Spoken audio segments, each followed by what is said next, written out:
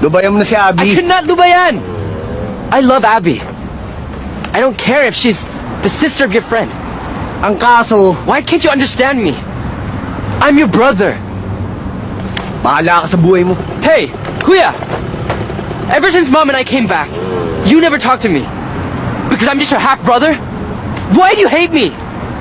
Tell me! Tell me! Tristan! Ano sinasabi mo? Alam mo kung ba't di kita pinapansin?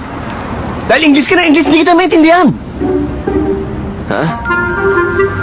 Really? Umayak ka na naman, English ka na naman na English. I'm sorry. Pasensya na, Kuya. Pasensya na rin. Sige. Sisikapin kong magsalita sa Tagalog. For Abby, for you, for me, the entire human race.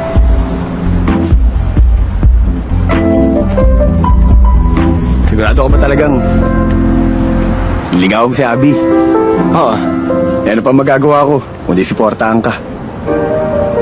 Push lang ng push. Yes! Salamat, Kuya. Sige na. O, mag-ingat ka sa pag-uwi mo, ha?